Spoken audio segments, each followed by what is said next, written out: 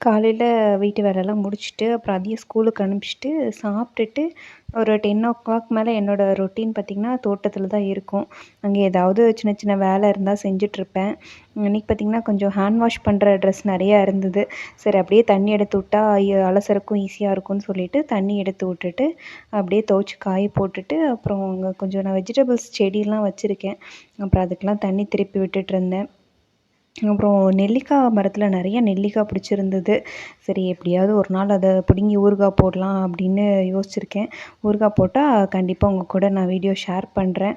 அதுக்கப்புறம் என்னோட வெஜிடபிள்ஸ்லலாம் இப்ப தான் பூ எடுக்குது. அப்புறம் கீரை, என் வீட்டுக்கு தேவையானதெல்லாம் மோஸ்ட்லி வச்சிருக்கேன்.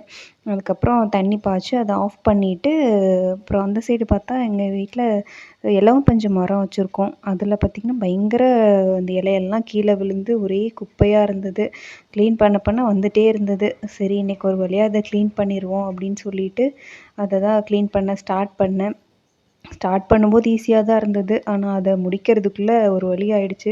ஒரு 1 ஹவருக்கு மேல அத ஃபுல்லா சுத்தியும் கூட்டி க்ளீன் பண்ணுறதுக்கே ரொம்ப ரொம்ப அதுவே டயர்ட் ஆயிடுச்சு. அப்புறம் சரின்ட்டு அத ஃபுல்லா கூட்டி குமிச்சு, அப்புறம் அன்னைக்கு காத்தும் கம்மியா தான் இருந்தது.